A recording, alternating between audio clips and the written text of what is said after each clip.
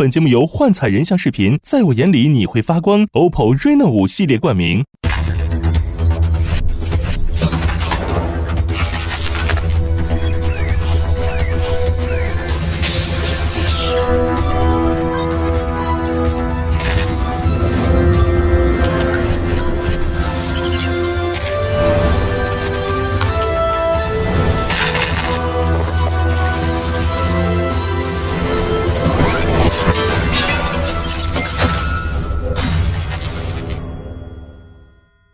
人像视频会发光 ，Reno 探案心不慌。本节目由幻彩人像视频 OPPO Reno5 系列独家冠名播出，跟随灵魂找到你，一起上 Soul 玩推理。本节目由1亿年轻人都在玩的社交平台 Soul APP 赞助播出。有百事吗？有百事吗？有百事吗？本节目由美食搭档探案必备的百事可乐赞助播出。本节目一共7位玩家，在每期设置的游戏剧情中，分别有侦探、嫌疑人、真凶3种身份。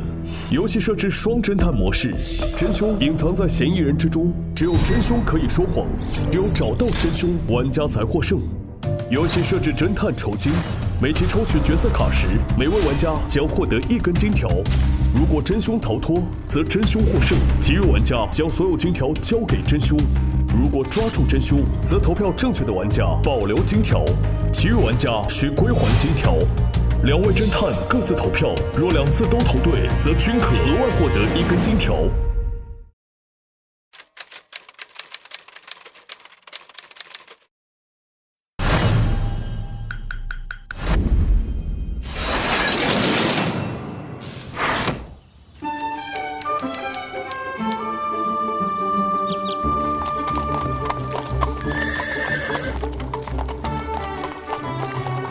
徒儿，你知道今天我们要去的酒店是什么名字吗？我知道，这个酒店就是传说中的霄云大酒店。哎呀，此等美景，夫复何求啊！师傅。徒儿，你今日有此等眼福，都得谢谢爷爷。是，来这儿都是爷爷的主意。这么多年过去了，这里跟过去一样。对，爷爷当年曾经来过这儿，是吧？对。哦，真是好天气呀！那这得拿 OPPO Reno5 Pro Plus 来记录一下，据说非常了得，真可谓富丽堂皇。对，这人像功能也是不错。呀，师傅还拍我呢。对，徒儿，你在这摄像头里真可谓盛世美颜。哎呀。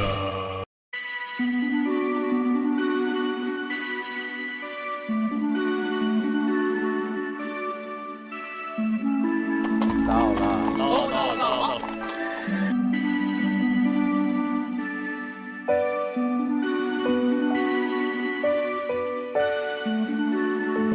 爷爷，您慢点，慢点。真的是气势宏伟啊！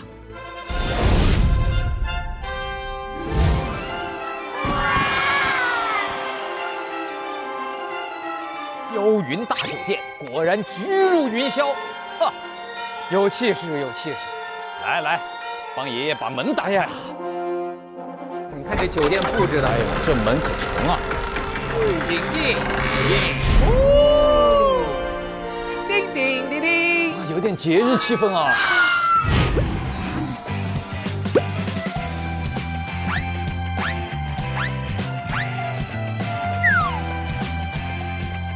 欢迎来到霄云大酒店。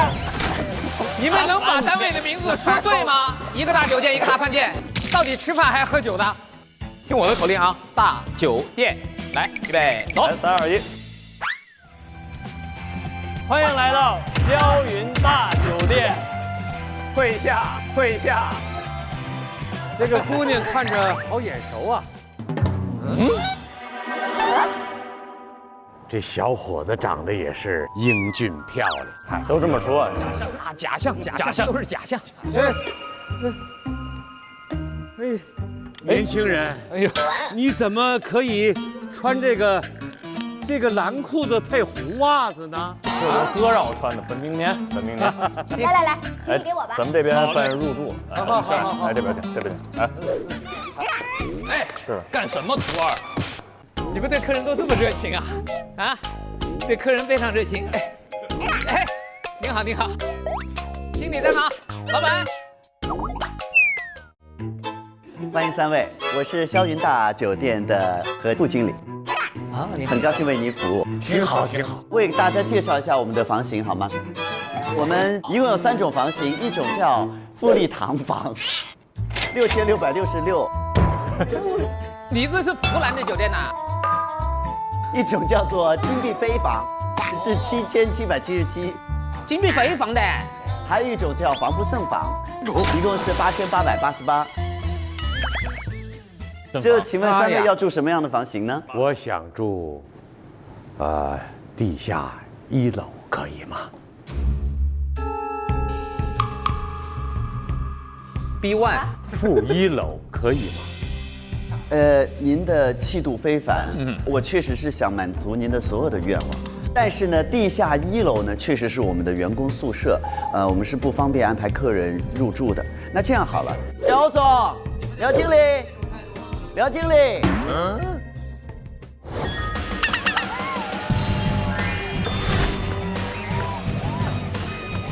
瞧瞧这经理 Welcome 霄云 Big Hotel。 ，Welcome to 什么霄云 Big Hotel。 你也是经理？我是酒店的总经理，对。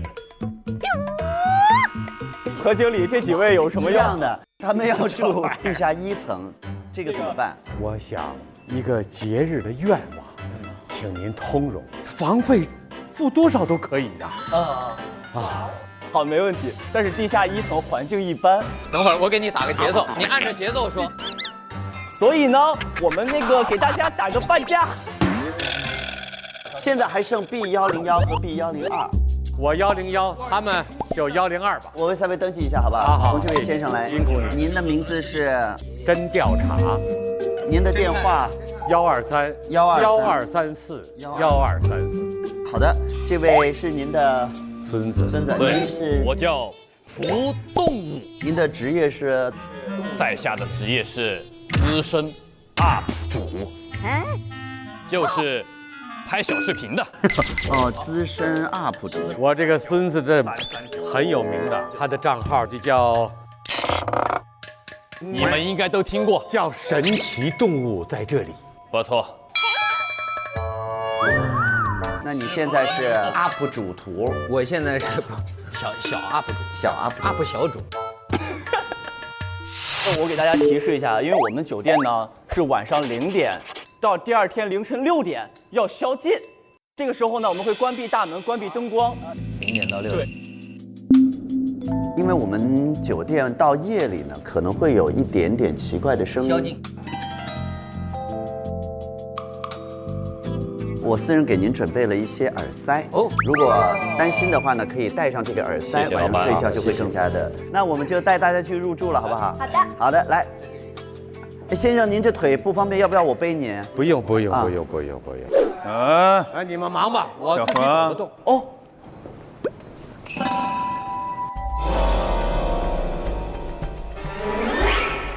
你怎么在这儿啊？怎么，这位先生，我们认识吗？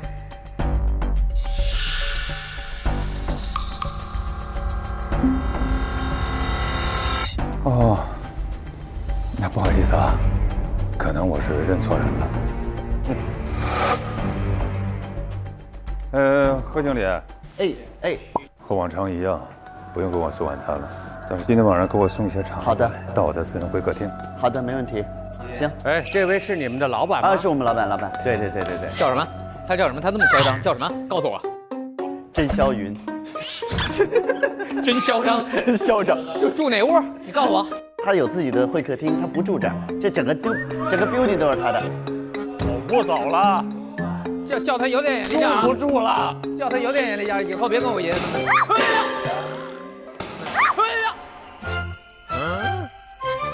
Surprise! Surprise, everybody! 哎呦嚯！哎呦家伙！你是张水手吧 ？Yes， 你长得很俊啊，大爷真有眼力劲儿。带我去负1楼。哦，走。哎，爷，大爷，你怎么往那儿去啊？他住 B1层，他住负1层。对，哥，我出去溜达溜达啊，拜拜。各位这边请。好来走。您请。啊，谢谢。您请。你先请。您是客人，您请。您快点。我在你面前，我哎呀，麻了。看我们的服务态度怎么样？好吧？非常好，非常好。一脚把客人踹下地下室。爷爷，101在这边，咱们是101、102。哎，您慢点啊。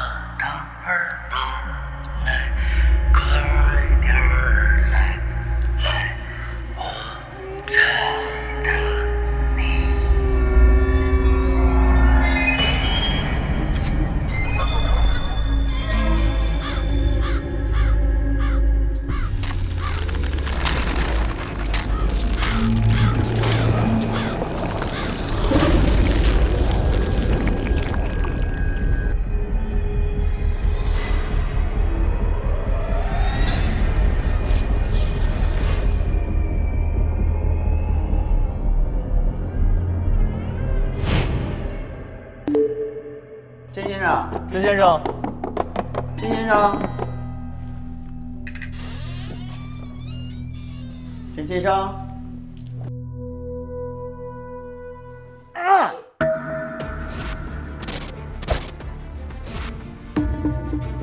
来呀！出事了！出事了！爷爷，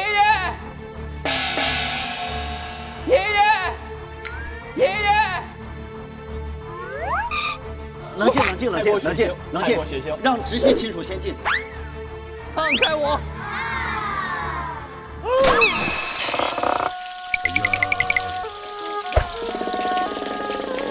爷爷，几分钟没见，你输了。哦，这个可以。你怎么就走了呀？黑发人送白发人。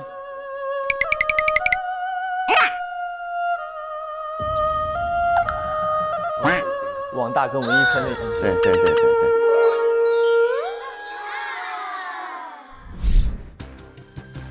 怎么了？发生了什么？什么？爷爷！我们看一下他是怎么死的吧，好不好？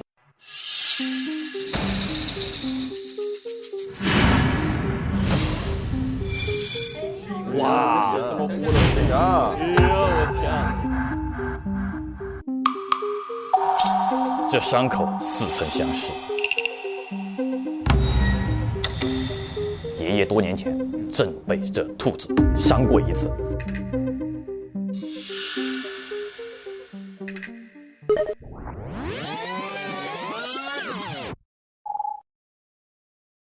快来人呐！大新闻呐！怎么了？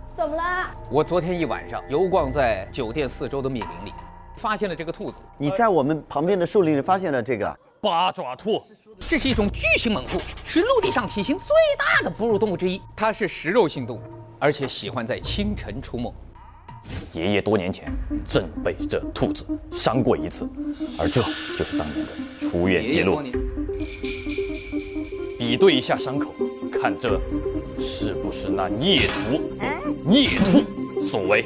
好，患者已苏醒，允许出院，但患者年龄过高且昏迷近9年，身体机能衰竭较为严重，预估生存期为1个月。生存期为1个月。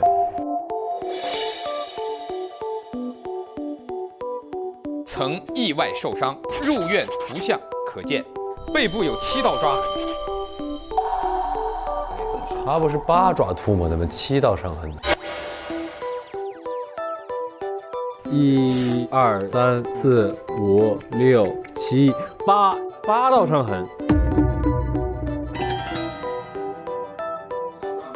那这个是8道。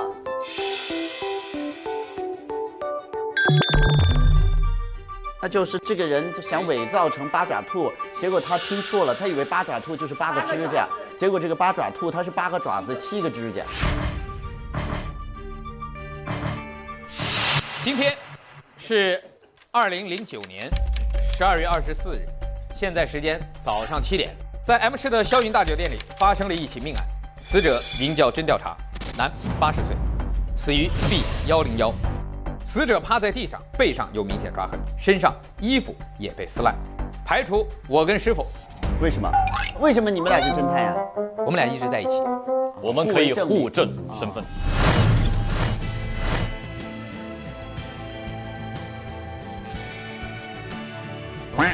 对。哎呀，凶手应该在你们中间。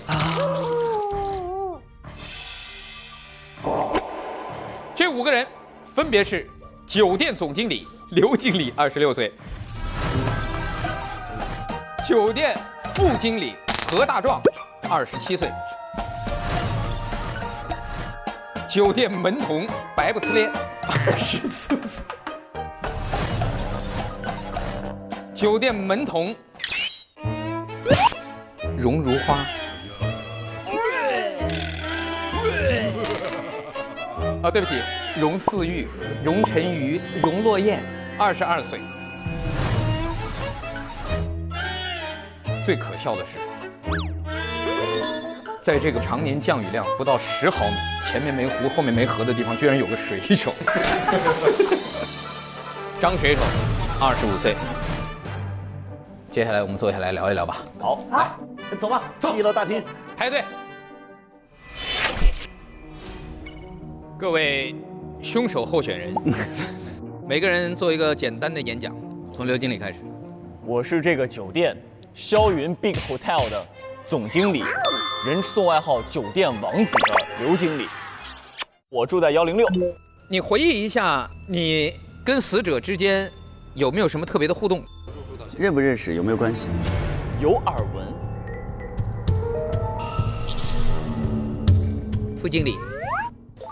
Hello，Bonjour，Hola， Salut， Assalamualaikum， 你好，我是接着往下走，还有全世界400多种语言，来，我是精通各国语言，业务相当娴熟，然而我却只是这一家霄云大酒店的副经理。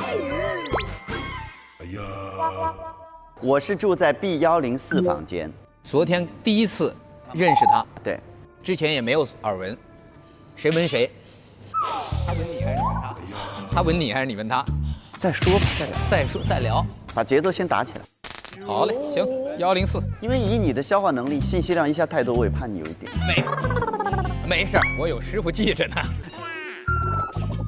来，下面那个穿绿衣服配红帽子的。我呢是人间雕塑，下凡的天使，行走的大卫，我叫白门童。欢迎光临。行走的大卫，我得看体型，来，让我们看看。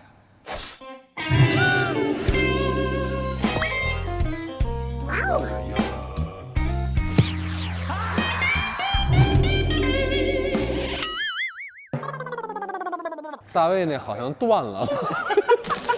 大卫那个没有断，没断。有没有完了？我住在103 B103，听见没有 ？B103，我们这服务态度怎么样啊？哦，是，问半天就住103是吧？我记得很详细。徒弟，我给你复述一下。复述一下，他都说什么了？门卫什么门卫？断了。哎呀，帽子。哦，对。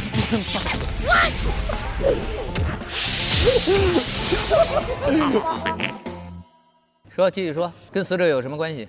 不认识，完全没听说过。没听说过。没听说过。嗨，就这样。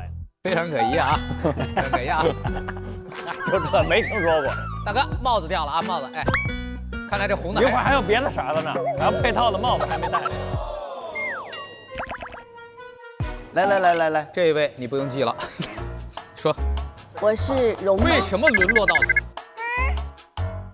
当年给你那么好的机会，为什么不把握？当年。为什么非要在这儿，跟这么一帮不三不四的在一块儿？你说的剧本他知道吗？我管他知不知道，我说的开心就行。住哪个屋？我住在 B105。能说清楚吗？对不起。B103。住105。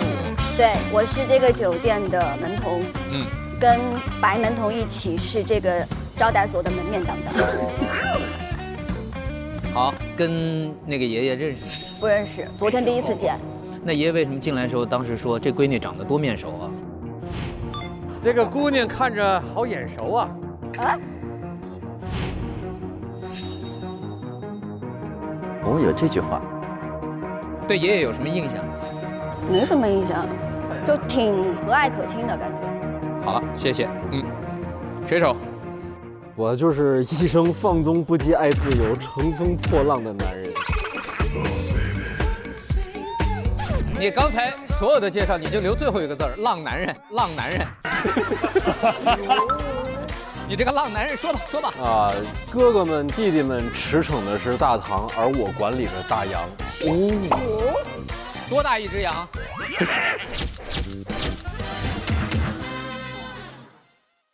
你住这儿是因为什么呀？哦，这是我家，我从小就住这儿。我是他哥，也是大堂经理，就给他安排了一屋，让他住在这儿。哦，直到住哪个屋？就剩107了。跟这个死者是直到今天之前还不认识，但是呢，昨天他们入住的时候你也听到了，死者好像叫了我一声张水手，所以应该是他对我有所耳闻，但我直到今天之前不认识他。他都说什么了？是一个浪人，浪到爷爷都认识他。浪到爷爷都认识。好，每个人说一下今天关键时间点的时间线索，因为我们可以这样梳理一下：早上6点，我从外面回来，向大家公布我发现八爪猪的消息。那个时候爷爷还在，你还记得吗？咱俩在大堂找到了他。爷爷，哦，爷爷来，爷爷怎么在礼物堆里啊？我就是四处转了转啊。然后6点10分送他回到了房间。我呀，回去睡一会儿。那我们就不送您到房间了啊，不送您了，爷爷。不要打扰我，不要打扰我。好。然后发现尸体的时间是早上7点，50分钟之内，你们每个人在干什么？请告诉我一下。刘经理。6点05的时候，我们回到了房间。但6点15的时候，我在门口看到一张纸条，上面写着：“刘经理，请于7点来我的房间，我有事情找你谈，是真调查，也就是你们的爷爷。”然后呢，我在房间睡了一会儿。7点钟的时候，我出了房门，准备去找真调查的时候呢，我看见了何、张荣他们3个在门口交谈。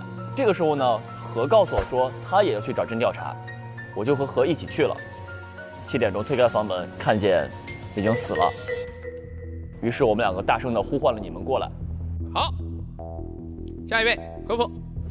6点15分的时候，有人往我的房间塞了一个纸条，上面写的是：“何经理，请于7点来我的房间，我有事找你谈，真调查。”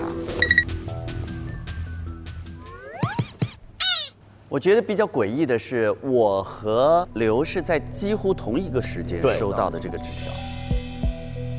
但是我想呢，就是你只陈述事实，推理由我们来做。OK， 讲完了，推呀，推呀，推呀，你推呀，我推开门我就走。我讲完了。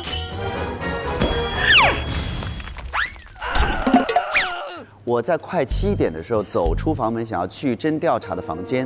这个时候，我看到荣和张从外面往宿舍这边回来，于是我们3个就在我的房间门口打了个招呼。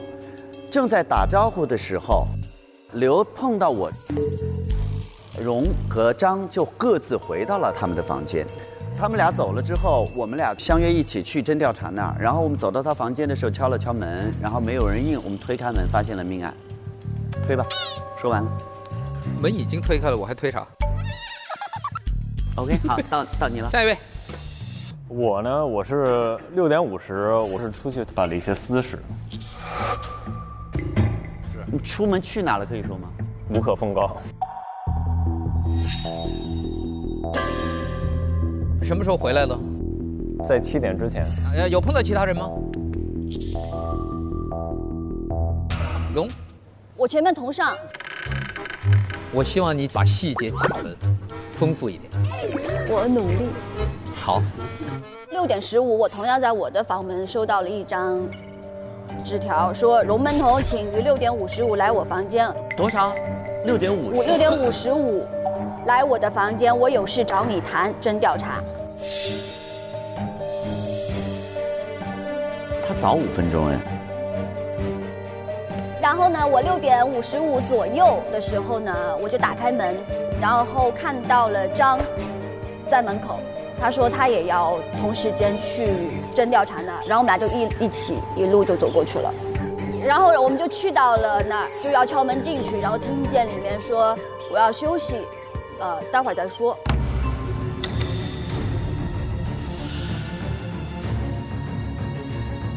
你敲了吗？门？我们敲了。敲了吗？好。然后就是同样是我回来的时候看见了何在门口，碰见了，然后我就回房间了。所以你们2个一块儿去的地方是老爷子的房间。对。来，张水手。我也是一样，6点15收到了这个纸条，也是叫我6点55去侦调查的房间。你们相互之间知道有小纸条这个事儿吗？不知道。来，段段，唯一一个没收到纸条的就是你。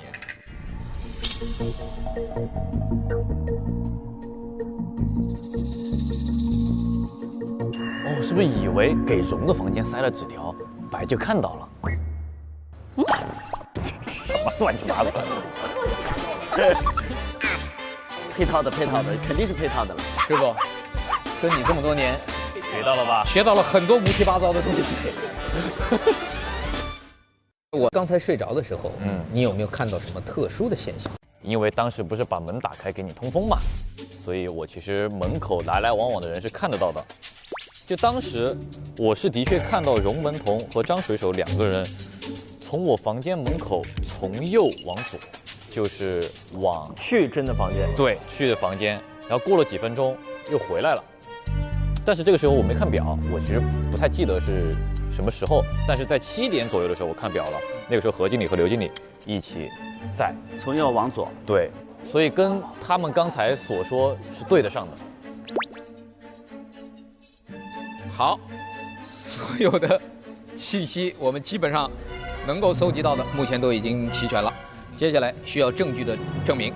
所以我们现在分区域搜证。我是这样安排的：荣门童作为一个女生，楼下的环境过于凶险，而且楼下像迷宫一样，本身也比较恐怖，所以为了照顾一个女孩子的感受，这明亮的大堂，你自己独自一人搜证。1个人啊？为什么？为什么？希望你能够找到重要的证据。剩下其他人跟我到 B1。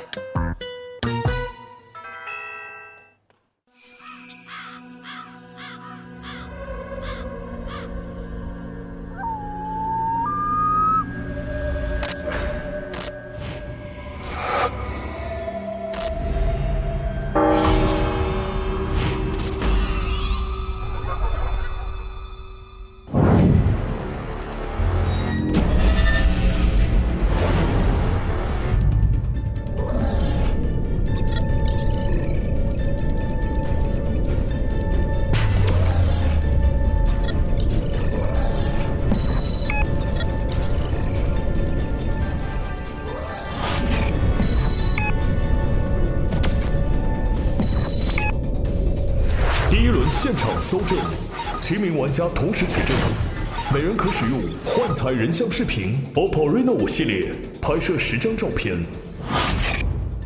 接下来给大家介绍一下我们这一季最新的探案神器 OK，OPPO Reno 5 Pro Plus， 全网最强的猎光766镜头。猎光766镜头追焦快，锁焦准，让你锁定一切杀人动机。对。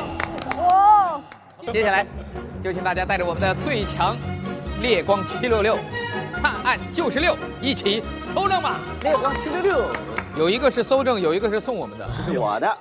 OK， 好，走吧。你们先下，我帮你们把着门。师傅，哎，把我的车拿着呀！好嘞，好嘞，徒弟。没有眼力劲儿。那辆白的是我的。快点，我给你把着门呢。来了来了。赶紧下来搜证！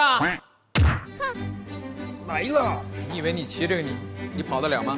你跑没用，照样逮你。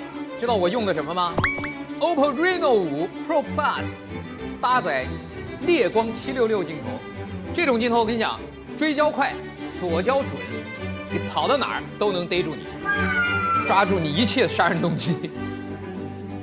12月29日 ，OPPO 京东超级品牌日，名真同款限量礼包，买它！这儿到案发现场巨远无比，我迷路了。哎呦，又一个死者！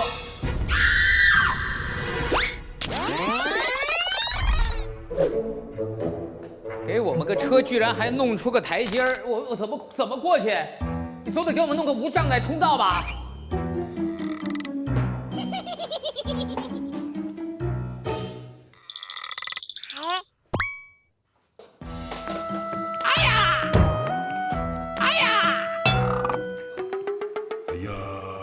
走吧，我们回去吧。我们回去吧，侦探死了，这期结束了。爱徒，身体有无大恙啊？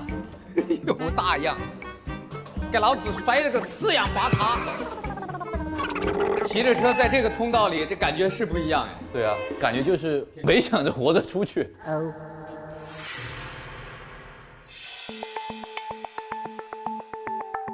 先看一看案发现场。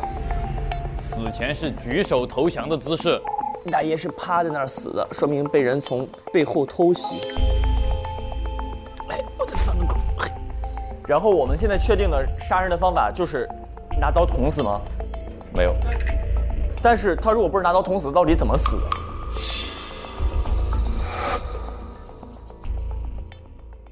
哦，这个可以动啊。哎，有手机，有手机。这儿有一个人叫做包清白，前辈贾某最后一次出现是在昨晚22点的霄云大酒店，请见图。贾某是谁？好爸爸。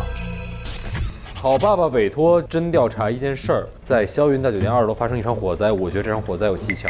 99年发生的事情，记得，就是在这个酒店吗？对。99年发生一场大火，大火导致了我们妹妹不在了。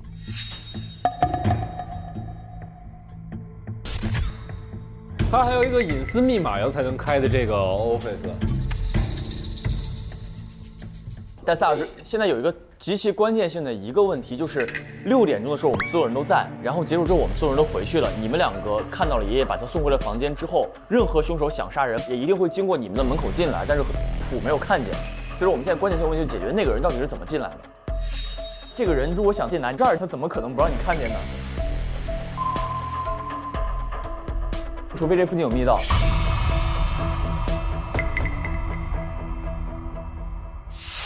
我要从左往右，好好搜一搜。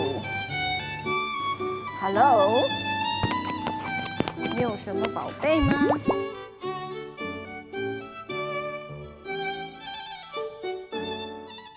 ？2楼右翼曾发生火灾，危险，请勿入内。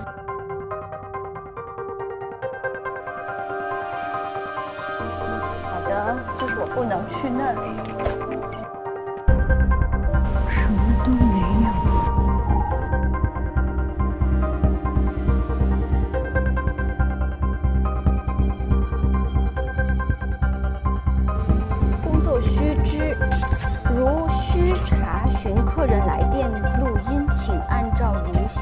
式操作，录音键。2009年12月20日。我想打听一下，你们酒店有叫小何、小白、小刘、小张的员工吗？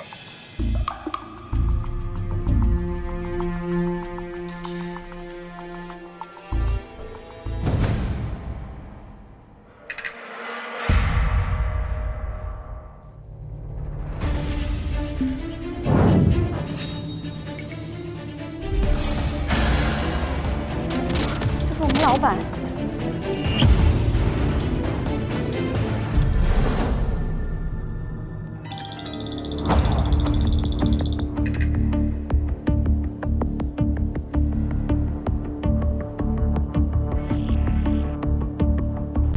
这儿有一个摄像机对着，但是里面没有储存卡。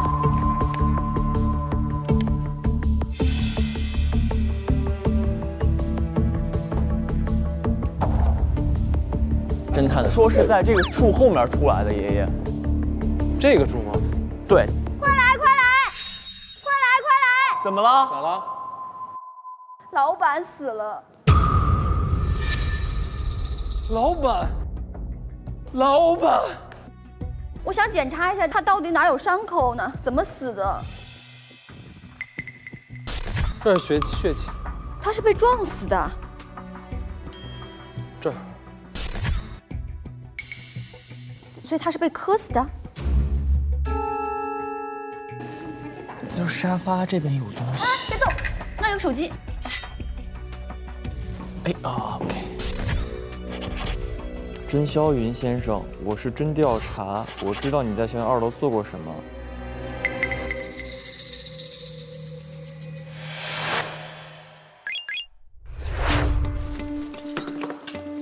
哦。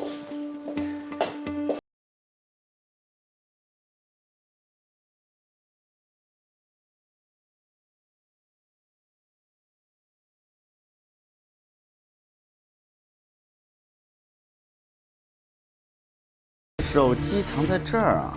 嚯，帅！捕鱼达人，红龙鱼也太正点，多少？2999，已转。电缆失踪。你真的渣男，不过没关系，我生是哥哥的鱼，死是哥哥的鱼罐头。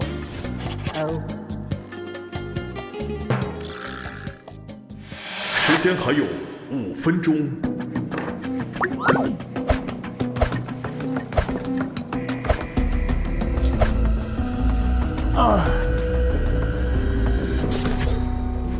衣服。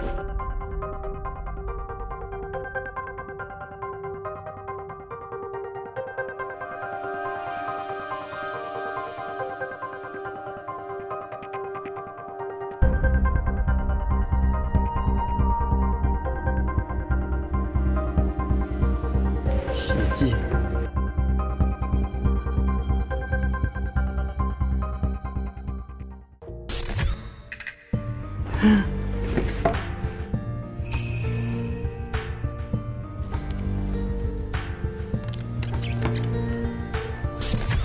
真小雨。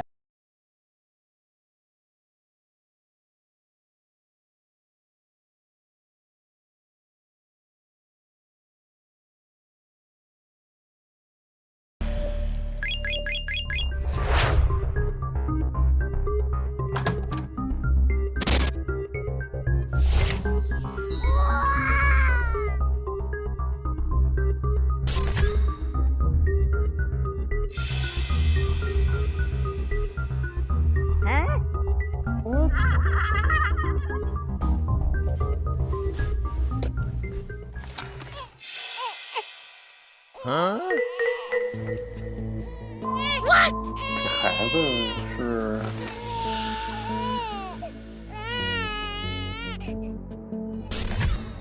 宝宝发烧怎么办？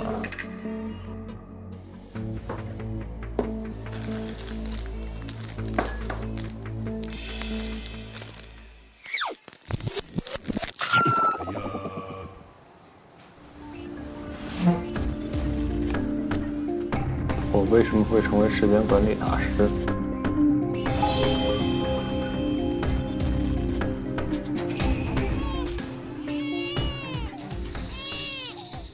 宝宝发烧怎么办？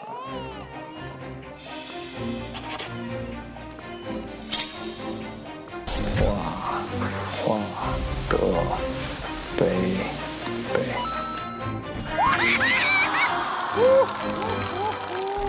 果然，最近刘经理宿舍里养了个孩子，他们这样的总经理怎么能管理好我们的酒店啊？我必须严惩他。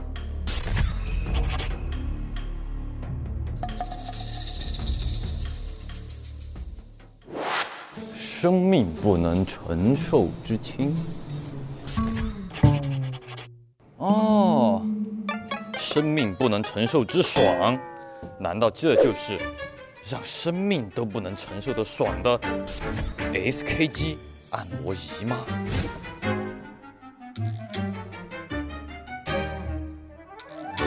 哦，让爽！突然有了探案的灵感，我已经知道我该去哪儿了。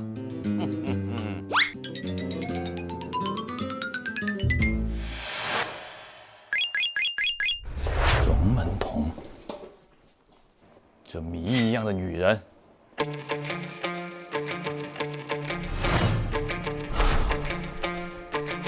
你的谜团就让我来揭开。人间金童玉女，让你宾至如归，这是证据吗？感觉不太像。啊，重要的东西来了，看日记吧。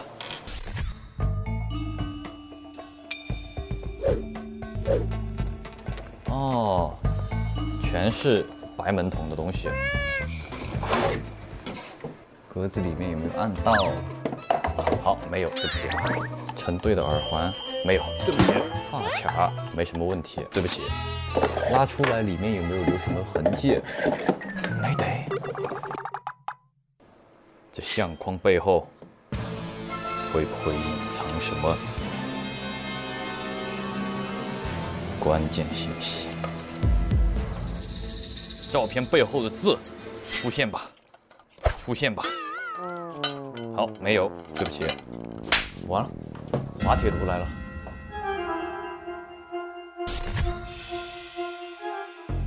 钥匙，手机，当然用的是 OPPO Reno Pro。输入密码。时间还剩3分钟。拜拜拜拜拜。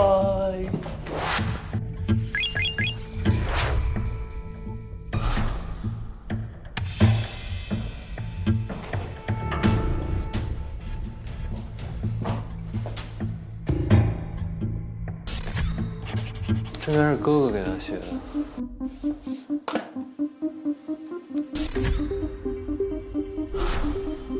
毛线红裤衩，穿上哥哥给你订购的限量款毛线红裤衩，祝地民每一步都酷。还有好多他哥哥给他买的袜子，全是红袜子。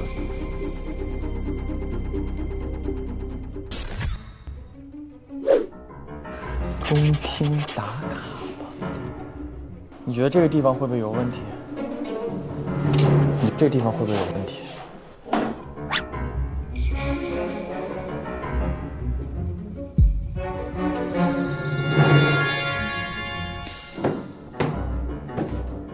有电脑。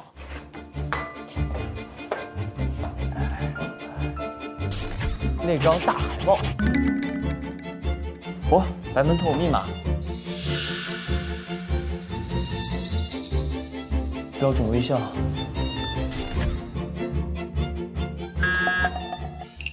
密码不正确。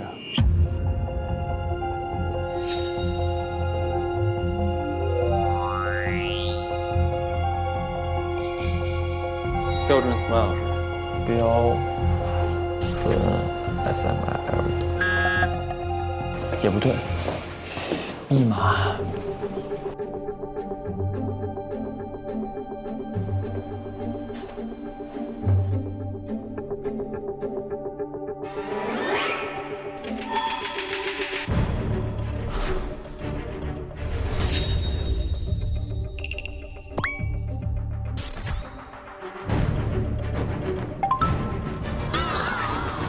欢迎光临。对不起，我们还不能在一起。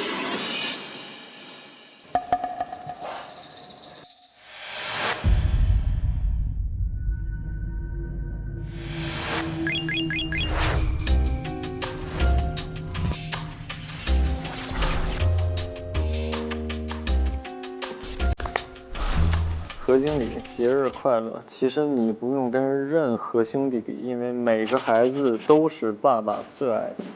这个口语好像是爸爸的口语。小何生日快乐！把弟弟妹妹交给你，爸爸很放心。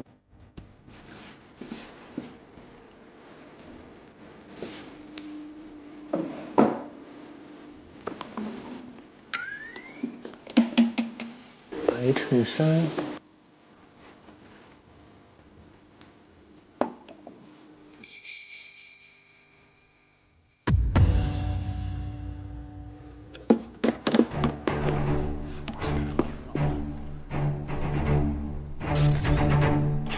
小何最幸福的那年，小何最幸福的那年，难道是我出生？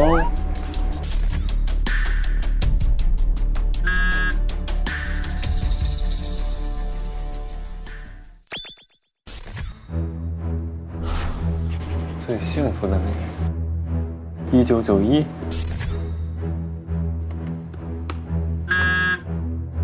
也不对，1987。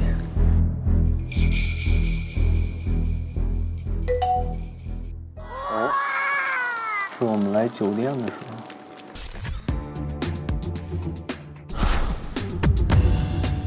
白门童的行为实在是恶人，你怎么求情都没用，务必3天内让他走人。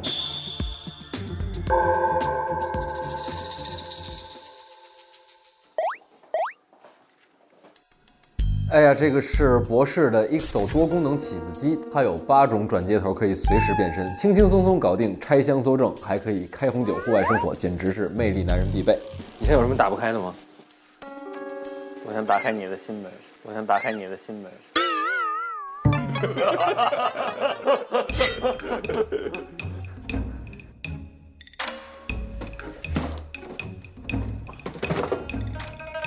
这是这么用的吗？老板，开了，开了，开了！是变成钢管侠，钢管侠。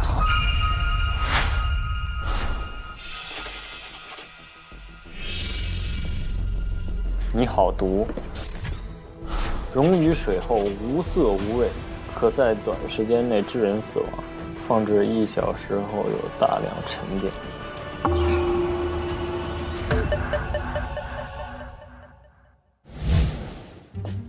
就只有你是吗？对，已经翻到这个地步了。但是还有一个手机密码，这个的手机密码是吗？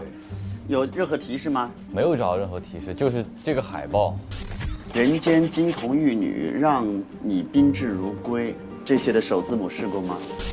人间金童玉女，让你宾至如归。10秒倒计时开始。我们试一下人间金童玉女的首字母，看好。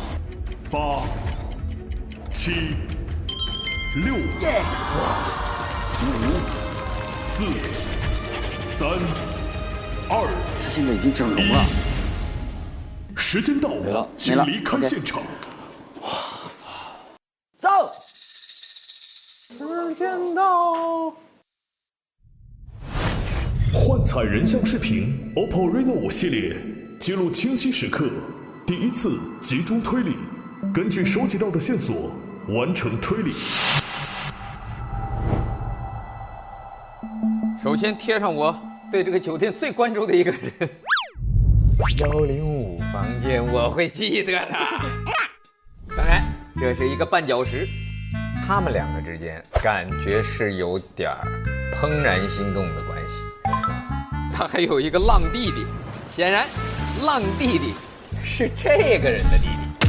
哦，这一位呢，非常的神秘。在这之前，曾经发生过一场大火，在大火中有一个小姑娘，据说葬身火海。小姑娘和这几个人好像都有关系啊。你的爷爷在当年似乎受到委托，来调查这起火灾，所以爷爷跟这个火灾，包括跟这些当年10几岁的孩子之间有什么故事，我觉得是今天破案的一个焦点话题。除此以外，还有一个人，这是我们进来的时候对爷爷特别嚣张的一个。这个由头表示这是一个精通世故的男人，他应该是这个酒店的老板，所以我不知道关于他和这个案件会有什么样的联系。来，把其他的5位叫进来。能看得懂我书里的人物关系的，就是凶手。口干是什么呀？口干？你认不认字啊？咩口什么？这个加这个是什么？拼一块儿。兄弟。这真的只有你能看得懂。半个兄弟。侦探，我们有一个全家福给您看一下。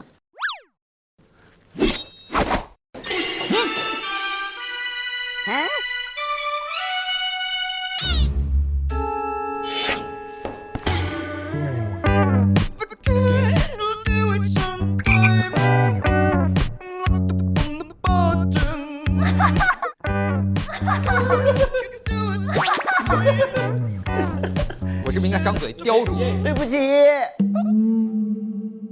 站在那儿的那个大人是我们的好爸爸，他也是挂在大厅里面的我们之前的总经理。就是我跟小白是我们的爸爸和我们的妈妈生的。1987年妈妈去世的，没隔4年娶了他的第2任妻子，叫刘张妈。刘张妈是一个单亲的母亲，她带着2个孩子。这2个孩子呢，一个4岁的是小刘，3岁的是小张。然后呢，18年前，也就是1991年，刘张妈跟我的父亲生了一个我们4个共同的妹妹，叫好妹妹。但是妈妈在生好妹妹的时候难产走了，这就是我们一家的关系。我们是异父异母的亲兄弟。首先，请浪先浪一下，别紧张。大概先说一下案发现场的发现吧。就是首先关注一下这个伤痕啊，这伤痕我们都觉得它很奇怪。首先跟那个蒲老师确认一下，您的病历上说9年前7道抓痕，对吧？对。所以按理来说，他健康的爷爷背上应该有7道疤，可是在他死者的背上是8道有血的伤痕。所以我就是死者背上留下8道伤痕，非常奇怪，是刻意在伪造这个兔子的这个爪痕。然后在现场还发现了死者的手机，第一条信息出现在1999年的12月25日，包清白给死者发信息说：“前辈贾某最后一次出现是在昨晚，也就是24日晚22点的霄云大酒店，请见图。”然后图上出现了一个白衣男子，这个叫贾某，但是目前不知道这个贾某是谁。大家注意这个，其实99年的12月24日是一切的起点，就是妹妹被烧死的时候，火灾的发生。然后第二条信息是跟我们的好爸爸，1999年的12月31日，我们的好爸爸联系了这个侦探，也就是在妹妹刚死的几天后。他说：“跛脚侦探您好，我想委托您秘密调查一件事，在大酒店2楼发生了一场火灾，我觉得这个火灾有蹊跷，请帮我查清楚起火原因。”侦调查回答的是说：“只要你不再提跛脚的事儿，我就答应你。”好爸爸说：“好的，侦调查先生，感谢，我会在酒店等您。”然后在1年后的12月23号，也00年，对，侦调查说事情有眉目了，今晚0点，2楼火灾废墟见。好爸爸说：“好的，收到。”然后这一天可能发生了2个大事件。那作为我们这些子女来说，其实都清楚一天，就是好爸爸是这天死的。怎么死的？失足从2楼摔下来摔死的。然后侦调查在这一天左右之后，也进入了长达9年的昏迷。这一点是在那个朴侦探的病历上。也就是说，24号凌晨的会面导致这2个人一个死了，一个昏迷了。好爸爸。最后一条聊天记录是在09年的12月23日，说小朴爷爷今天去霄云大酒店度个假，然后朴爷爷这么远能不能不去啊？爷爷就想去这里。然后朴动物说：“好的，爷爷，我就带着我那个不争气的徒弟去吧。”不要自己往上加字儿。确实是这么几个字。他要没有不争气，确实是这么说，确实有这么几个字儿。哦，天哪！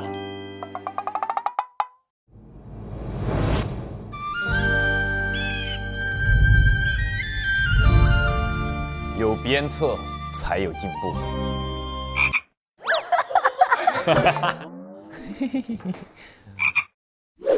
然后最后这一点啊，我把负1层的地形稍微简单的还原一下。这是最后那条走廊，这是死者被发现的房间，这是一条很长的走廊，然后这是一个酒窖，然后在这个地方，楚侦探把守在这个地方。也就是说，6点10分到7点之间，你的视线一直能监视到这个过道，对吧？是。好，现在有一个理论已经得出了，就是6点10分和7点之间，这个走廊的这个区域是一个无法回避的一个视线，凶手必须要通过这个点。这个地方叫做中厅，对吧？中厅以上，这是我们的客房区。对。依次是容，对吧？对。这个地方和。走廊的尽头，刘和张，是咱俩，我们俩是对门，他们俩是对门，白是单独一间啊。然后我现在有假设，我跟荣6点55敲了101的房门，听到了这个人在里边说我累了，晚点再来。但是他约的我们6点55见面，又不开门，说你们晚点再来，这不太合情理，所以我一直怀疑是一个录音装置发的。6点55是个假象。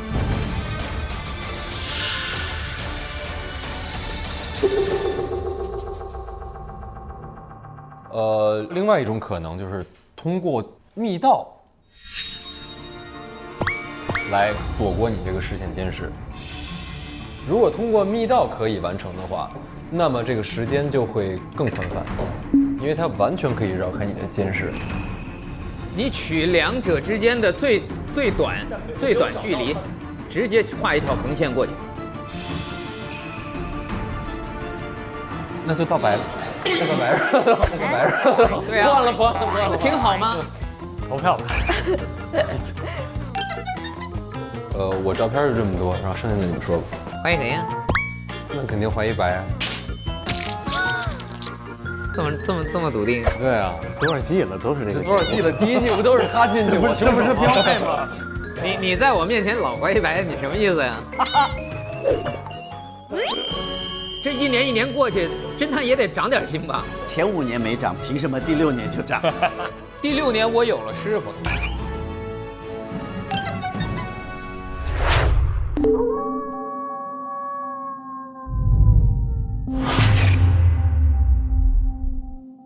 下面谁？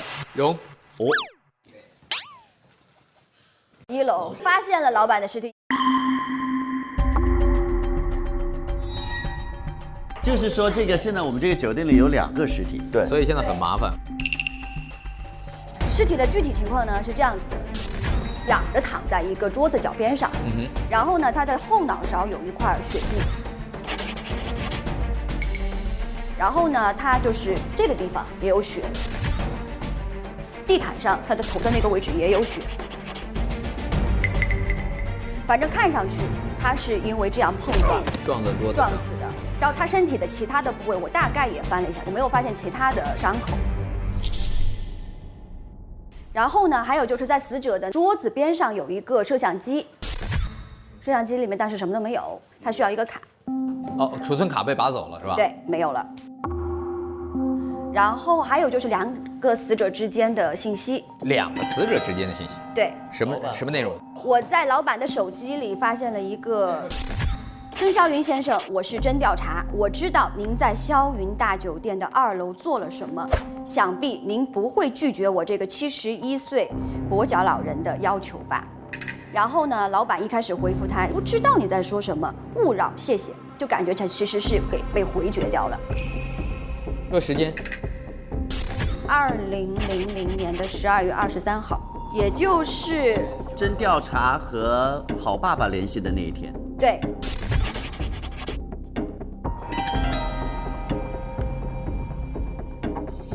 等于是侦探帮接受好爸爸的委托之后调查出了真相，但是他想用这个真相来为他自己谋私利。具体那个私利的东西到底不知道是什么，我觉得可能也不一定是私利。总之是一个71岁老人的要求到底是。但是突然他又发了一个说，信我已经收到了，我答应你，今天晚上0点吧，人你自己准备好。不知道什么意思。还有，我发现了一个是在大厅的那个桌上。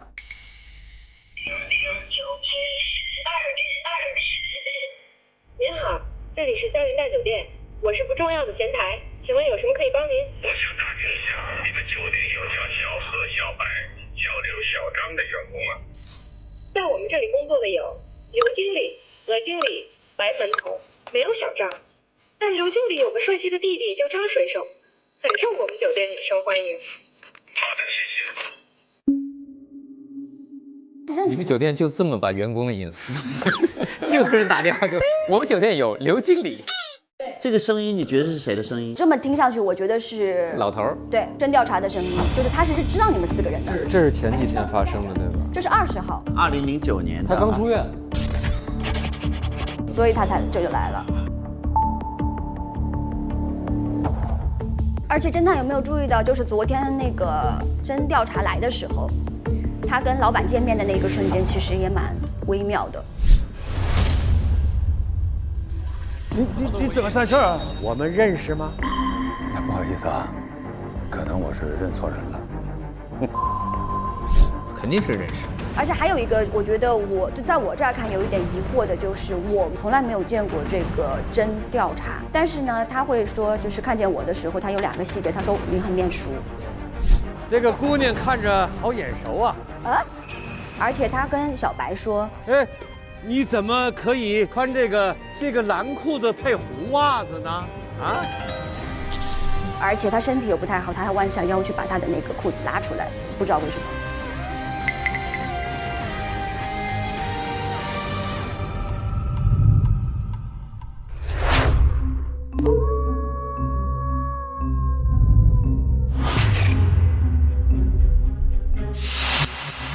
下一位何。嚯！我去了一个浪子的房间。一方面他还是有情有义的一个男子，但另一方面呢，他确实也是海王级的渣男。你们想先听好的，还是先听渣的？跟大家分享一下他手机里面的一些有趣的事情。首先一个叫图图的人，一个女生说：“你真的渣男，不过没关系，我生是哥哥的鱼，死是哥哥的鱼罐头，就算是成了一条臭鱼，我要腥了蝈蝈的一锅好汤。”哎呦！张水手就回答说：“别这样，小傻瓜，我只是嘴甜，心里没有你。”哇！华后对他说：“张哥，我太喜欢你带着3分讥笑、3分薄凉、4分漫不经心的那种笑了。”讥笑，哎，给我来个讥笑，我看看。还有，还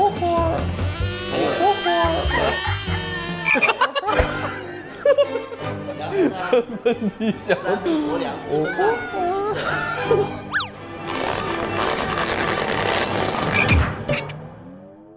然后呢，张水手给他回的是：“我随便笑笑，动心就是你不对了。”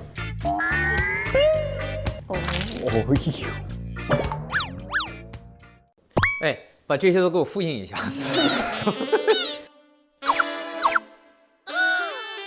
我先问你一下，水手，就是在你的门口的袜子里面有一个老人给你写的这个卡片。他说：“人生不应该只有一个梦想，除了水手，你还可以成为一个好爸爸呀。”这是什么意思？你有小孩了是吗？这谁写的？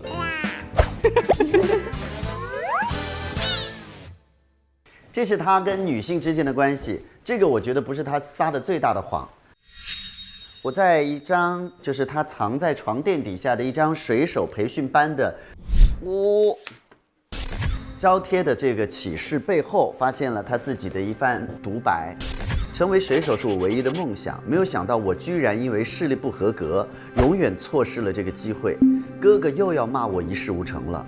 为了不再被他训斥，我决定 PS 航海以及跟鱼合影的照片寄给哥哥，假装自己是水手在外漂泊。所以小刘啊，你这弟弟啊，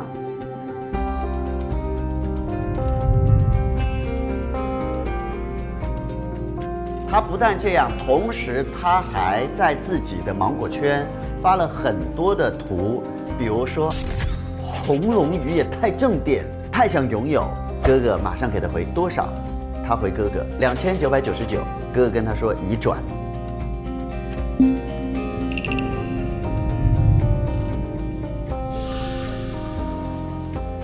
那飘逸的尾巴就像华丽的裙摆，我拜倒在它的裙摆之下，电力十足，真是把我迷晕。哪个少男不想拥有？多少？1999，888，已转，已转。但是你的弟弟他写的是仅，刘经理可见。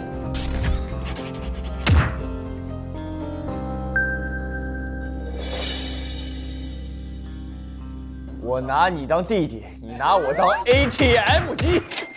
浪浪，你不光是渣男，你还是个渣弟。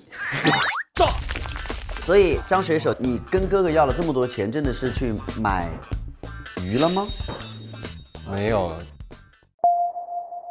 你把这些钱拿去干嘛了？你到底是想要拿这些钱去骗女孩子，还是说你骗女孩子也是为了钱？你需要很多钱。其实我觉得我不算骗女孩子，我最后都跟他们说实话了。所以这些骗哥哥买鱼的钱，其实是作为你的生活费。对，生活费当然肯定也有一部分花在女孩身上了。我其实一个非常自卑的人，就是我是因为缺爱，所以做这个事儿的。因为在整个酒店的成长环境下，我一直是一个非常没用、不停在闯祸的一个人。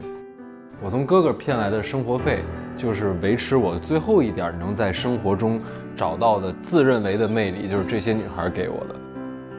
水手是我最后一个梦想，我最后一次想要改变我的人生的一个机会，因为我在招贴画上看到了那些水手硕大的胸肌，我就觉得我也要做他们那样的人。就是大概就是这样的效果。那些水手都会讥笑，3分讥笑，4分薄凉。我们下面进入到非常重点的阶段，他的房间里有非常非常重要的线索，跟好爸爸、好妹妹的死都有关系。首先，第一个呢，就是他跟爸爸的情感关系。他有一个旧物箱，这个旧物箱里面放了很多爸爸给他买的玩具。小张，爸爸知道你想要这个玩具很久，送给你。小张，这个游戏机你跟二哥吵了3个月，你想要，今天你生日，送给你1台。小张，爸爸知道你被这个隔壁小孩都有的小青蛙给馋哭了，今天爸爸送给你1套。他虽然说他缺爱，但是他的这个后爸对他其实是很好的，对不对？接下来呢，我们还在房间里面呢看到了一个诊断报告单。1999年1月23号，没毛病医生给我父亲好爸爸做出的诊断报告单。经检查，患者患有眼疾，如遇强光照射会短暂失明和失去平衡。重要的是，请记住这个症状，就是我们的父亲是受不了强光刺激的。接下来呢，在他的鱼缸里面有一个小船，那个桅杆上面挂了一片小钥匙。我把它捞出来之后，打开了一个箱子，这个箱子里面有一个信封，信封里面是一个 U 盘。U 盘就是这样一个视频。首先是慌慌张张跑出来的跛脚的老人，他在往下跑的时候，我们的父亲在后面追赶他，所以他就在墙上拿下了一个手电筒往后面晃。好爸爸因为被这个强光晃到之后，瞬间失明，然后他就从2楼摔下来了。他就摔下去了。然后呢，这个箱子里面还有一个信。尊敬的张先生，本社已查明视频中的人的真实身份，他是 M 市的私家侦探，侦调查，但侦调查已病重多年，近4年来无人看他出现在公众场合，本社必将继续追查他的下落，如有进展立即联系您。该视频本社已复制归档，现将原件寄还给您。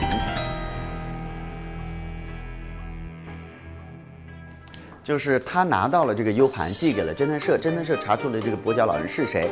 但是呢，这是在2000年发生的事情，在4年间，他们查到这个人没有在公众场合出现过。事实上，我们也知道他后来就因为重病进了 ICU 了。也就是说，张水手是知道我们的父亲好爸爸是因为谁的原因死的，而且因为这个好爸爸对他不错，所以他有可能是，这是他杀掉侦调查的杀人动机。根据这个证据，张有什么想说的吗？就是我从来没有委托过嘿嘿嘿侦探社。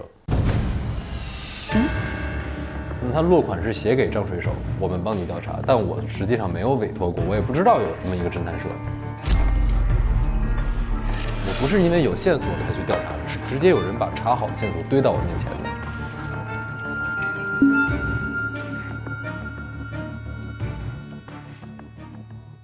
下面这条线是关于妹妹这条线，在她的这个旧物箱里面还有一盒笔，就是堆得很沉很沉很漂亮的一个盒子，里面写了一个卡片，叫做张哥哥，你是我最帅的哥哥，我觉得你和大哥二哥一样棒。已知他是我们4个里面最小的忙内，所以呢，这个只有可能是好妹妹写给他的，他的妹妹觉得他跟大哥二哥一样棒，所以呢，在他心中是很疼爱和非常非常心疼这个妹妹的。所以呢，在妹妹因为火灾去世之后，其实他也在进行调查。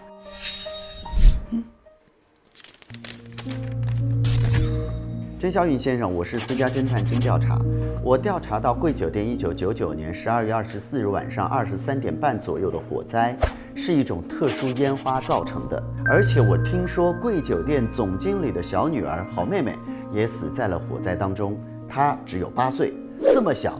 绝对打不开特殊烟花上的保险装置。这么看，那么特殊烟花就是您放的了。首先，肖云收到的这封信为什么会在你那儿？1周前，我是因为哥哥给我的钱花完了，然后钱花完了，我回来了。然后，其实在我心中，这个甄小允一直是我们家的恩人，就是他给我们爸爸提供的工作，就是在我这是很值得拜访的一个人，所以回来之后我去拜访他，在他办公室没有人，我意外的在他桌上发现了这个纸条，发现他居然是杀妹妹的凶手。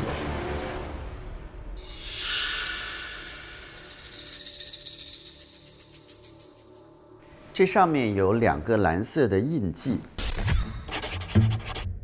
这是什么？这个我就不知道了。我看一眼。有一点点像墨水的痕迹，但又不是。我觉得我们要去确认一下这个蓝色印子到底是什么。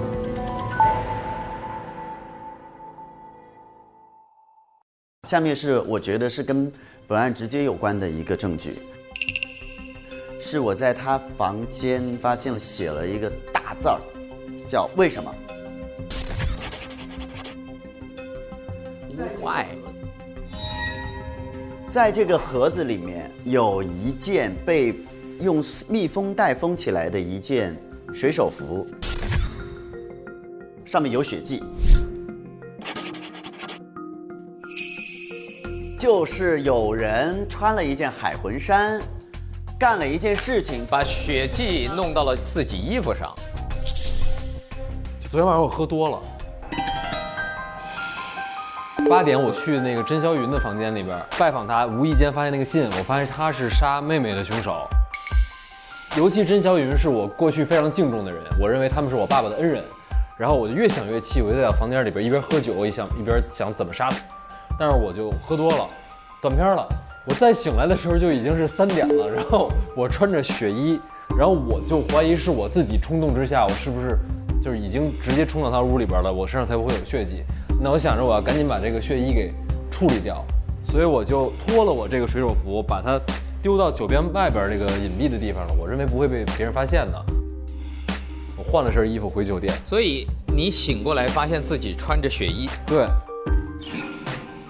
另外，在这个盒子里面还有被剪掉的标，是刘经理的标。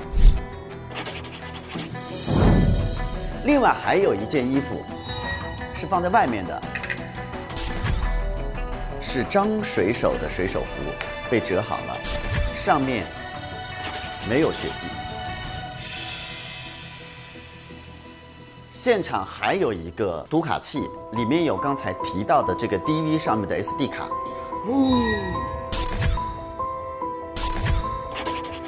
里面拍摄的视频是刘经理本人和甄霄云推搡最后把他推倒的视频。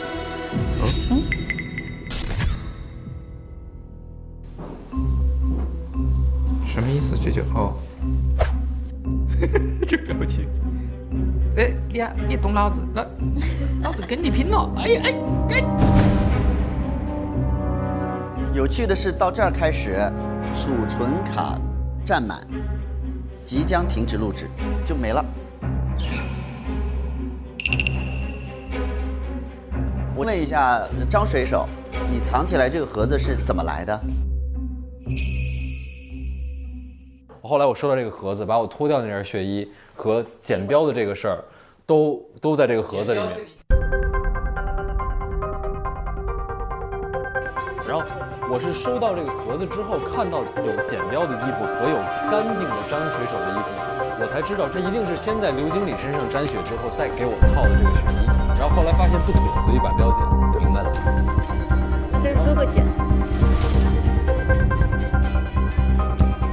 盒子里面这个东西给我一个感觉，就是说我的哥哥要栽赃我，就是他趁我喝多的时候把这个血衣给，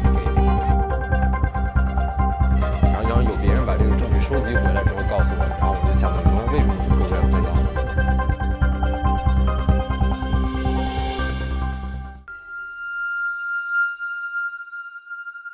你是穿着跟你弟弟同款的海魂衫去推的吗？对，其实这件血衣视频也是我确实我跟老板发生了一些冲突，我推倒了他。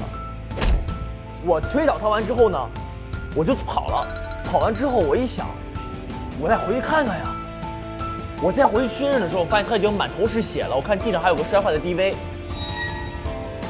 我就把那 DV 卡给拿出来，然后回去我一看 ，DV 刚好拍到了我推倒他的过程。我也以为是他，我以为就是我干的了，但是。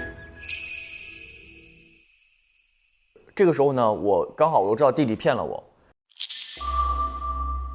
我上半辈子全部都是为了你，我为弟弟做了非常非常多的事情，不光是给他钱，就是发现他其实他根本不是水手。然后那既然你现在已经渣到说你连你哥哥都渣的份上了，你已经不分性别的开始渣了的时候，我就觉得说我一气之下我说，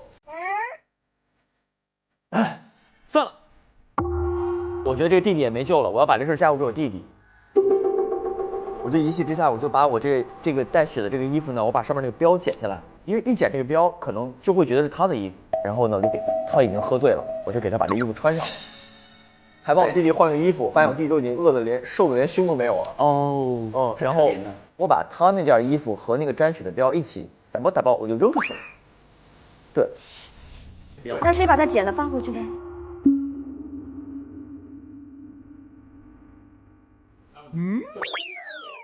对，哎，昨天晚上有一个人在这个酒店到处乱跑，捡了很多东西，非常忙。我跟你讲，这个就是我中间捡了东西以后还要装回盒子里，还放在门口。对。但卡怎么到了他手里？DV 那个卡和衣服一起扔了的，扔到一起了。你真的很小心，非常小心。结果你就因为3条鱼，这不是3条鱼的事情。啊，现在我们刚才说的调查的时间是6点10分到7点。现在你刚才说的云的时间，你几点推的他？你昨晚几点？9点50去找的他。9点50去找的他，然后9点55离开，这期间推的他。9点55你推完之后离开的。对，然后10点10分再回来。10点10分，人被杀了。好，我怀疑这边的2位。因为他们的故事没出来，我讲完了，谢谢。我的天！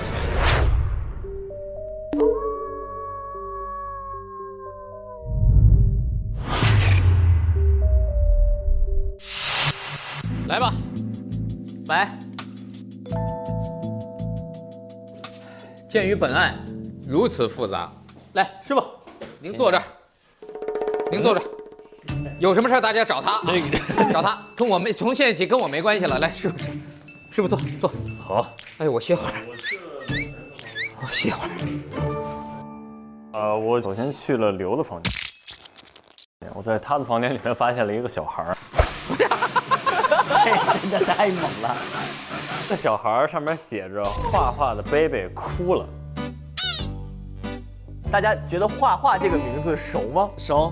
难道是我绿了？什么？哎，在这儿有。画画说：“张哥，我太喜欢你，带着3分讥笑、3分薄凉、4分漫不经心的那种笑，太有魅力了。我要给你生孩子。”然后就真的生了一个。这只能说说生就生啊！妈呀！所以那个孩子为什么会在你那儿呢？是特别简单一个事儿，他其实不常在这儿待着。然后呢，画画也找不到他，所以说画画就找到了我，把孩子给了你，把孩子就交给了我，我也没办法呀，这是我弟弟的血肉啊。孩子说这你侄儿。对，然后我也只能先养着，然后我就一直祈祷说他能不能赶紧回来。结果呢，我弟弟回来了，并且很大方的承认了，没错，这就是我的孩子。然后但是他也找不到画画，这个时候呢，他就又管我要了一笔钱，说要去找孩子他妈。然后他就消失了。妈呀，真的好渣哦！然后呢，在这个过程中呢，好渣哦！我没办法，我就只能爽啊！我就只能一直养着这个画画和我弟弟的 baby。我真怀疑，就你的智商是有问题的。刘跟他的前女友在04年的时候有这么一段对话。就是为什么把我们辛辛苦苦省吃俭用存下来的钱都给了你的弟弟？为了他，你已经秃了还不够吗？挺突然的啊！因为我发现蓝蓝的天空，银河里有只小白船。他是我弟弟，血浓于水，我必须要对他负责。钱可以再挣，弟弟只有一个。然后他女朋友说：“那没什么好说，我也知道答案了。我知道你这种人叫伏地魔。”这种明明是感人的一个故事，为什么那么好笑？这种人必须远离，分手吧。然后他说分手可以，但你要答应我这件事儿不能告诉我弟弟。就分手都不愿意弟弟知道他付出了这么多，这不是亲情。然后我打开他那个聊天短信，他跟甄霄云也有一段对话，就是一个叫钢管侠的，就举报刘经理，他有孩子，上班不专心，这个经理就给他发恭喜你喜当爹，不过这份工作和带孩子是无法兼顾的，所以给你1周的时间，要不把孩子送走，要不就卷铺盖走人。这是12月17号，这个就是在1个星期之前，也就是今天就是期限。你是为了这个去跟老板推搡是吗？对，这是我推搡老板的原因。就是他们2个的关系很微妙啊。对，我在他的手机里面发现了一些录音。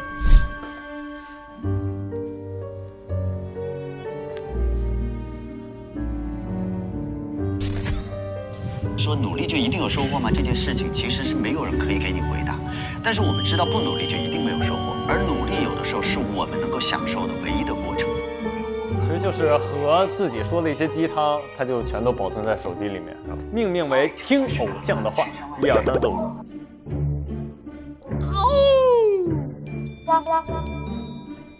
5。最后一条我真是非常的疑惑，为什么你的那么大，我的那么小？哎呀，呸！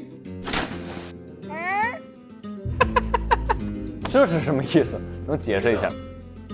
问侦探。啊！你们3个，这里面还有我的戏份吗？那张报纸。哦，那张报纸。徒弟，师傅，你拿的报纸，你赶紧解释一下什么大小？你看不懂吗？是不是有关于我们的报道？看一眼。你看到刘经理没有？被誉为 M 市的杰出竞争刘经理。你找找。其实这张报纸里面也有我的报道。速报何经理晋升于霄云大酒店副经理，是不是他的那么大，我的那么小？巨星。因为其实我一直视大哥为榜样。其实刚开始的时候，是因为我哥哥一直在打理酒店，我觉得他打理得非常好，我就想向他学习。结果没想到呢，我做得越来越好，导致的结果是我是总经理，他是副经理。5年前。对，5年前。然后有了一个你好毒，这个粉末状已经撕开了，溶于水后无色无味，可在短时间内致人死亡。放置1小时后有大量沉淀。你已经准备好了毒了吗？然后就是刚才你们说的那个视频，我有完整版，但是是另一个角度啊。在他的房间里面，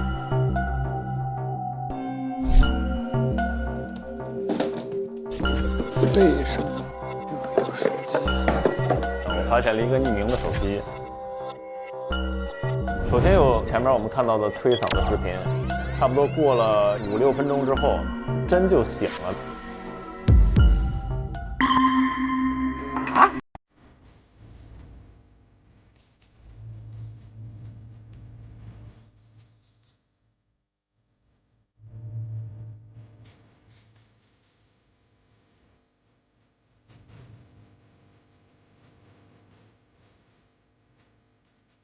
这时候我哥来了，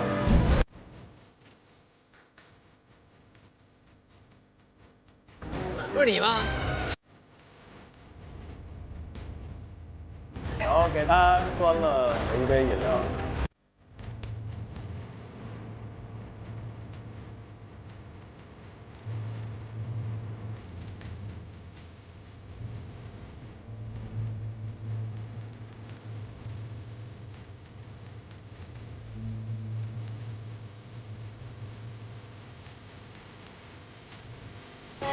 做完之后就引导之后我就开始一顿操作，不知道在操作什么，但是他们就他也是拿了这个一看了一下，然后就放了。然后你端上去以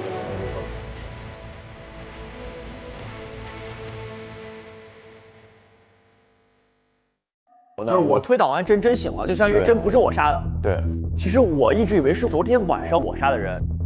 然后呢，经过一系列我弟弟的操作之后，我决定嫁祸给我弟弟，然后你把所有东西打包就扔掉了。结果今天早上在5点50分的时候呢，我也收到了一个盒子，就是那个盒子里边有这段视频。我看到这个视频，我发现合着不是我杀的老板，是何杀的老板。然后呢，我很气愤，气愤地在盒子上写下了为什么。说一下吧，何经理。哥，你操作了些什么？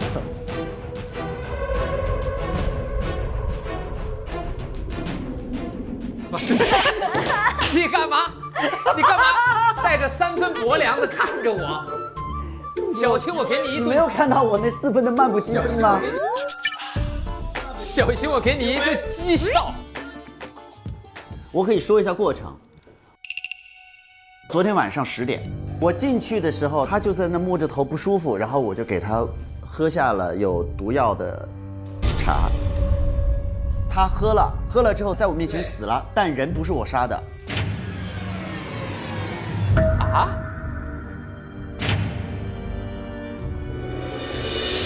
我坚持。然后呢，他就死了。他死了之后呢，我就发现有一个 DV， 我就发现呢，刘经理推了他，头撞到了桌子上，但是其实没事儿。于是呢，我就想说，既然有这个 DV 在这里，而且那个卡里面没有后面的过程嘛，我就抓着经理的头，在那个桌角再狠狠地弄了一下，就是让别人觉得他就是应该就是这样死的。你要嫁祸给我，你嫁祸给他，他嫁祸给他。为什么？我们的父亲是一个非常善良的父亲，他不但对我和白白很好，他对刘和张也非常好，而且呢，我觉得他更加疼爱刘，因为确实刘是一个很聪明的孩子，而且我非常难过的就是，其实我是非常努力的想要成为总经理。在5年前，确实是刘弟弟成为了总经理，我是通过不懈的努力，也只是副总经理，所以我是有恨的。我在这个盒子房间里面还发现了一个快递，收件人姓名是钢管侠。首先，我想问一下，钢管侠是您吗？那个钢管侠就应该是我，因为我是17号无意当中听到刘经理房间里面传来孩子的啼哭声。我没有想要嫁祸给他，我那个时候只是想说，以钢管侠的名义给甄笑云写了一封信，就说举报刘总经理在房间养孩子，我就希望他可以把他赶走。结果没有想到，我没有得到刘总经理被赶走的消息。然后在盒子电脑里面，我还发现了一条邮件，郑老板给我哥发的，说白门童的行为实在是恶劣。你怎么求情都没用，务必在3天内让他走人，我们酒店容不下这种人。对，这个就是他杀人的一个动机了。然后我觉得比较奇怪的就是每个人门口都有这样一个卡片，何的卡片写的是何经理节日快乐。其实你不用跟任何兄弟比，因为每个孩子都是爸爸最爱的。等你有了自己的孩子，就会知道。给张刘的，你除了可以当一个好水手，你也可以当一个好爸爸。刘经理写的是节日快乐，你像阳光一样普照了所有人，但也别亏待了自己啊。白的在我这儿，给白写的节日快乐。越亲密的人之间越需要沟通，他们也希望你做自己。那这个卡片的口吻，感觉非常的了解我，特别像家长在对我们说一些道理的感觉。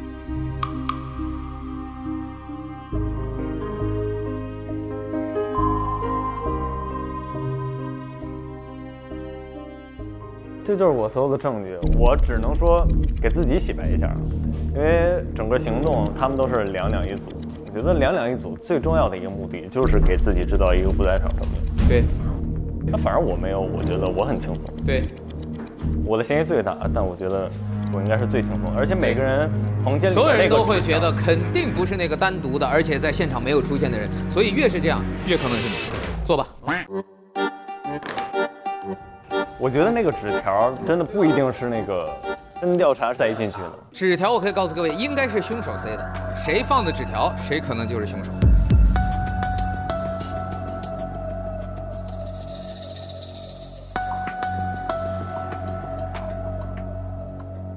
反正就是，这一季如果这一期再重复，找他。从现在起，这个人有任何事儿再投诉啊！我是一个再投诉，我是一个徒弟，请有事吗？您找师傅。怎么开始甩锅？我背的锅还不够吗？你怎么有那么多锅呀？大家应该已经看出来，我只是一个提线木偶罢了。胡师傅，胡师傅，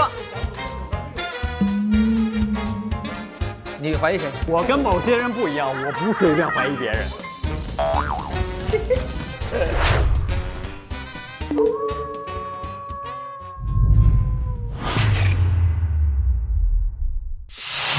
我就先说一下我在白白房间看到的吧。就首先第一个是白白房间有一大堆便签，这便签呢其实都是何留给他的。我把你的汽水、冰水、冰淇淋、啤酒、苏打水、超甜果汁全部换成了哥哥亲自煮的独门养生茶，好好养颜哦，哥哥。睡上红床单，祝弟弟本命年天天做美梦，哥哥。穿上哥哥给你订购的限量款毛线红裤衩，祝弟弟你的每一步都很酷，这简直就是造谣！谁会穿毛线的内裤呢？真是，谁会穿这种？弟弟，我已经尽量找了不扎的了，但是因为质地它多少会有点，你忍一下。这不是最精彩的一张来了啊！艾米姐，我已经帮你联系上了。M 市的所有名媛都帮你约好相亲了，这哥哥当的，我真是我觉得哥哥这一点就有点过了。你真的觉得让我跟这么多名媛相亲，我就那么开心吗？问问他吧。我哥就3条鱼把我打昏了。这些其实我觉得就证明，虽然说我们4个是兄弟，但是我觉得其实两分组挺明显的。我们2个的关系非常铁，他们2个的关系非常铁。我们是真铁，你们已经破裂了。我们也是啊，我都没有毛线裤衩。但是自己会养鱼啊。接下来打开了你的那个电脑，电脑里面发现了一大堆聊天记录。8月1号的时候呢，白问荣说：“你喜欢什么样的男生？”荣说：“我喜欢高高的、白白的，笑起来很阳光，说欢迎光临的声音很有磁性的男生。”然后关键欢迎光临这个事儿呢，其实是白白常说的，而且他那个电脑密码就是欢迎光临啊。然后白白回复说：“这么敬业啊！”白白回复说：“这不就是我吗？”然后荣就问：“那你喜欢什么样的女生啊？”白说：“我喜欢力气大、爱举铁的，笑容甜美的，而且像水晶一样透明，对我没有秘密的女生。”就这个，就是力气大这件事情，确实是荣的人设。对，但是荣的回复很有意思，叫“对不起，我们还不能在一起。”他不是我们不能在一起，是我们还不能在一起。荣就总觉得说他在等一个什么时间点。荣，你应该说我喜欢穿毛线裤衩的。为什么？就是你们其实并没有在一起是吗？只是他在追你，你也喜欢他。所以为什么我写了个 not yet？ 为什么还没到时间？好，那就好。9月1日的时候，荣说，根据牛顿第2定律，物体加速度的大小跟作用力成正比，所以我们开门的时候用的力越大，门打开的速度就会越快，客人就可以更快的通过酒店大门，这样就不容易在酒店门口造成拥堵。我们门口是3环嘛？这个迎宾我们是专业的，我是专业的，咔嚓，没留东西然后。我们今天不是自己推的门吗？不对，他这个完全用错了，重力加速度是在垂直方向的，他那门是平行开的，这俩是学的什么呢？我们是可能是个卷帘门，对，你们那是个闸门吧？你们那是个落下来的大闸卷闸帘吧？欢迎光临！而且客人如果一旦没在那个时间进来，就哐哐当。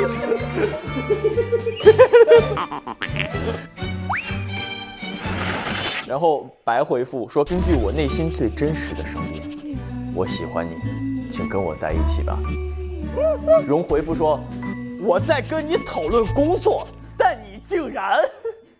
对不起，我们还不能在一起。”荣，你怎么这么薄凉？你太漫不经心了，你这是在讥笑他呀！薄凉啊！我觉得蓉就特别奇怪，就是他还说我喜欢白白的什么怎么样，一边聊他，但一边又拒绝他。对啊，我真的是我表白了这么多次，可能因为我信任的原因，我白表白了，白表白，全都白表白，白表白。为什么？我也想写一个盒子，为什么？3个问号，为什么？会有原因的。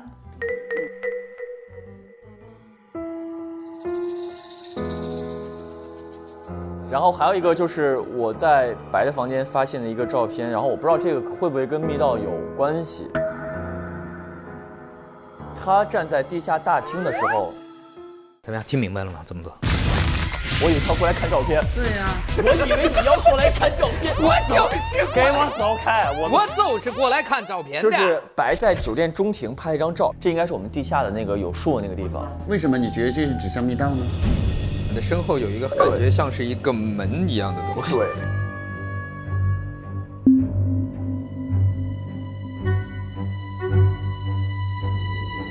然后就这些线索。怀疑谁？我谁都不怀疑，因为我觉得现在好像就没有什么特别指向性的线索。在过去5季当中，观众做了一次统计，大数据显示，在5季里面，第一轮说谁都不怀疑的凶手，最后是他的，高达67.8%的可能性。那你看过这5季里边，我没有当过一次凶手吗？是时候了，是时候了。我刚才也说了呀，你怀疑的是我？你是侦探，你是今天的侦探，你清醒一点。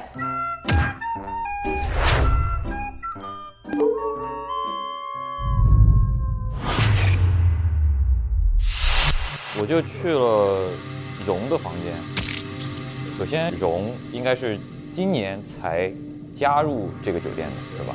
今年6月份。啊，他在之前06年、07年、08年分别就职于3季招待所、优秀门童、8天酒店、优秀门童、象家酒店还是优秀门童，每一年拿一个优秀门童，然后立刻跳槽。始终在这个岗位上，我始终只能当门童，止步不前，当门童永远都是优秀我是门童。优秀门童。所以，蓉门童和白门童的人间金童玉女的佳话也是从今年才开始的。童男童女。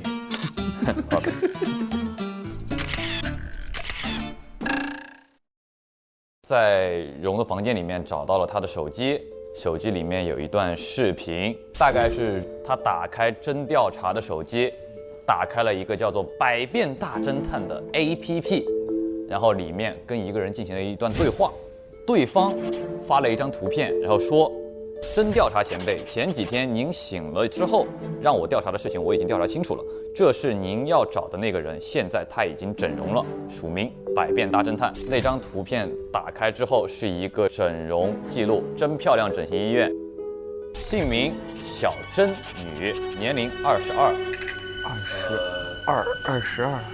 然后照片上就是蓉门童。整容了，所以蓉门童的真实身份是一个叫做小珍的女孩子，而且这件事情被真调查知道。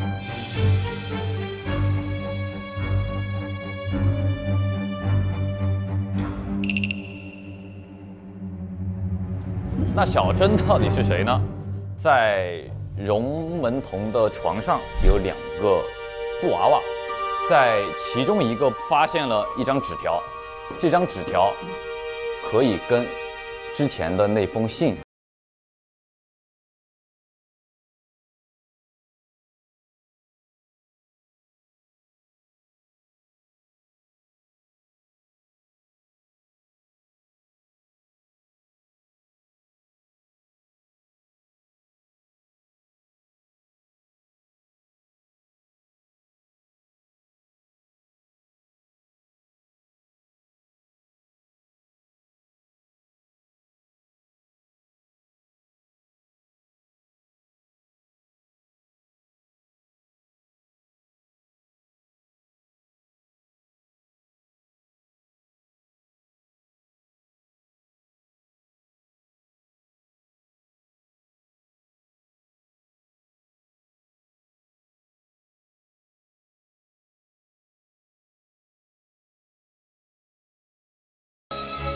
我没有要杀你妹妹，我没有要杀你妹妹，我要杀的人不是你妹妹，我不知道她在，我也是今年回来以后我才知道你妹妹死在那场大会。你要杀的人不是她妹妹，什么意思？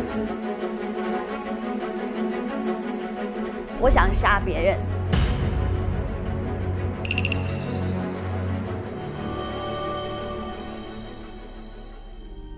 但也有可能这封信没结束，因为这个仍然没有落款。这个信纸上为什么没有蓝色的标志？对，相当于这封信就是有意思，有意思。继续分享。没了。有一个没有打开的箱子，差一把钥匙，2艘可以打开，就交给徒弟了。气死徒弟你！这刚才你发现的这些东西，来分享一下。致各位员工的一封信，各位霄云大酒店的同事们，我再次来警告我们中某个不体面的人，不要再偷拿厨房的面包水果，不要偷厕所的厕纸，不要偷拿酒店日用品，不要再薅酒店的羊毛。你怎么这么执着，一偷好多年？警告你不要再犯，因为我已经号召了全员一起加强防范，严防死守，你一定逃不掉的。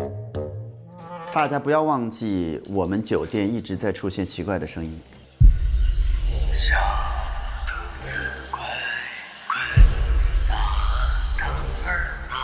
寄生虫。对。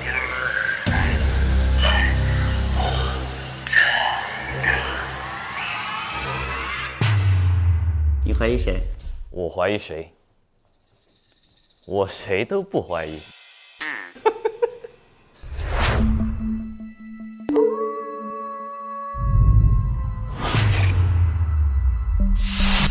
来，期待。首先，第一，我觉得我基本能判断真调查的死因。8道伤痕当中，7道全都是非常浅的，划了一下，只有这一道深度基本上可以达到致命的。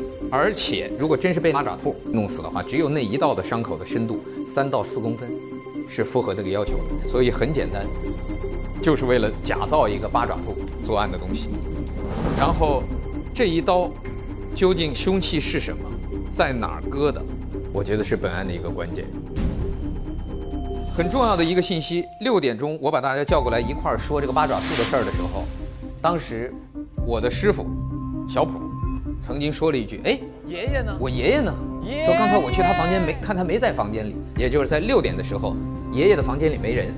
这个信息你们所有人都听到了，然后你们各自回到了自己的房间。我和小普上楼去寻找爷爷，发现爷爷在2楼楼梯的那个树那儿。爷爷出现了，爷爷怎么从跑到树后边去？您首先，我问一下各位，哪2个人是要求6点55去他房间？我和荣啊。然后何和刘是要求7点。荣和张叫到房间去以后，他们听到了房间里面说我在休息，你们稍微晚一点再来吧。我想问一下，就你们听到的声音，能确认是那个老头的声音对吗？能确认。OK， 如果真的就是真调查的声音，那就是刚才张怀疑的那种情况。里面有一个录音装置，然后放出真调查的声音，说我要休息。那怎么能让真调查在活着并且很主动的配合说出这句话呢？非常简单，因为我和小普在送真调查下来回去的路上，真调查一直在告诉我呀，回去睡一会儿，不要让人家打扰我。如果这个信息被人知道的话，完全是可以敲门，然后让他说出这句话。这个录音一定在6点10分之前就完成了，因为6点10分之后他一直在盯着。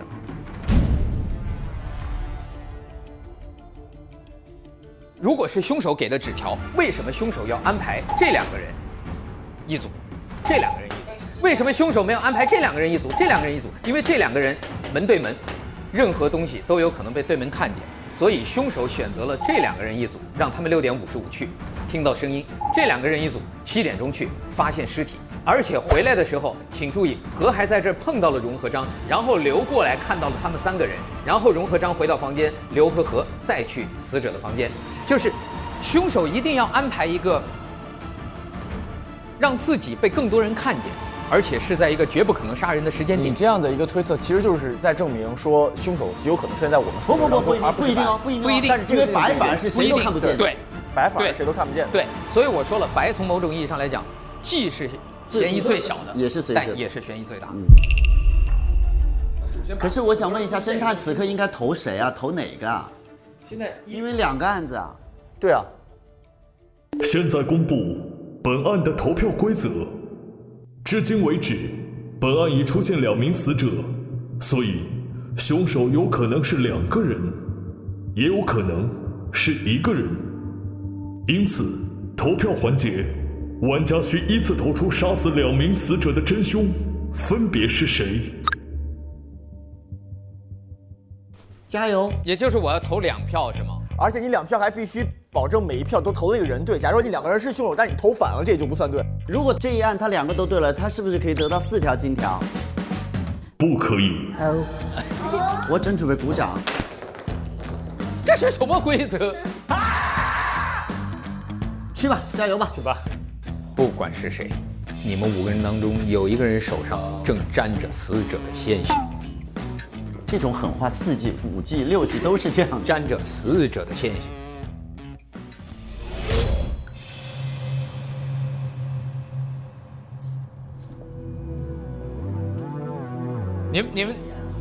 你们要没什么事啊，睡会儿吧。我估计跟小普我们再商量半个小时。我先去尿尿。这是个什么规则？我的这2票全对才能计数，是吧？对，刘可以排除吗？你觉得？我觉得可以排除，我觉得不太像。总得排除1个吧？要不对对，怎么投啊？为了抓对凶手，我建议咱俩分开投，咱俩4票把这4个人都投上。不，萨哥，现在的问题是，不仅位置要对，顺序要对，对，这是排列，不是组合。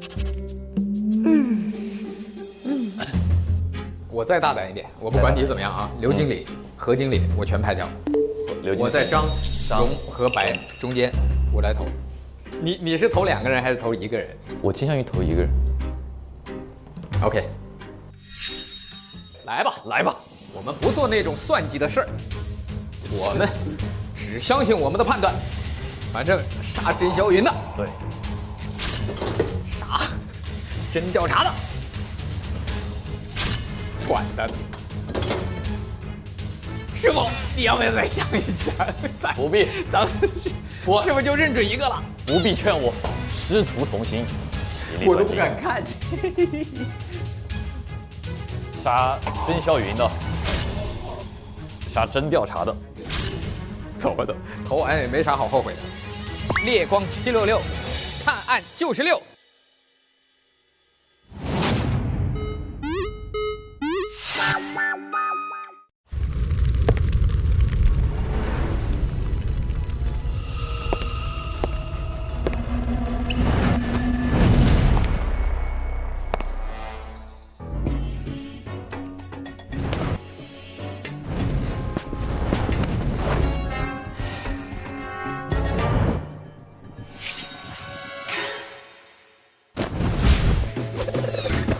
OPPO Reno 5，烈光766，锁定光，锁定你。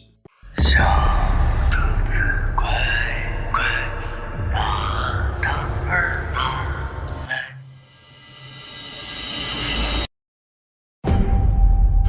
我就给他喝下了有毒药的茶，但人不是我杀的。也有可能这东西没结束，因为这个仍然没有落款。如果通过密道可以完成的话，那么这个时间就会更长远。我们酒店一直在出现奇怪的声音。我觉得这个屋子有蹊跷。我听谁在说话？进来，进来，进来！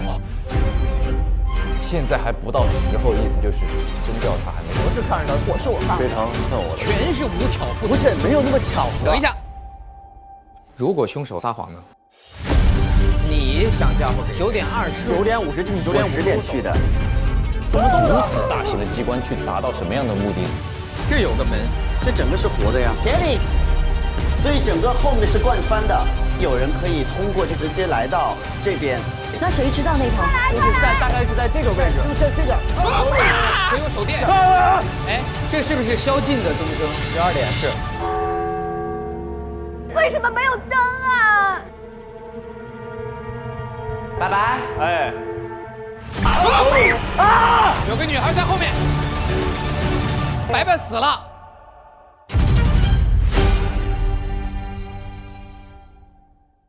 在兄弟姐妹之间进行沟通时，大家都要保持对情感的尊重和真诚，尽量的不要编织谎言，不要去伤害对方。在沟通过程中，不要用沉默或者隐忍的方式去回避沟通。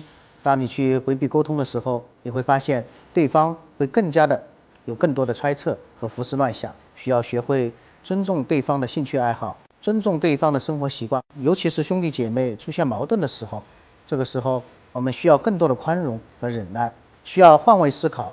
家长需要对成年的子女进行沟通时，需要注意自己说话的方式，要注意保持和保护好对他们的颜面和尊严，会让自己的孩子感觉与父母处于平等的位置上，同时也处于沟通当中的平行交谈模式，有助于更好的沟通。父母可以向孩子学会所爱，不要只是一味的教他如何付出，也要教会他如何去回报。所谓平行交谈，就是父母与子女之间、兄弟姐妹之间会以同一而水平的视线和视角去看待问题，去分享问题，而并不是以领导者与被领导者、监督者与被监督者这样一种上下级的关系去看待一个问题，而是处于在同一的水平线上去看待和分析，甚至分享这些问题。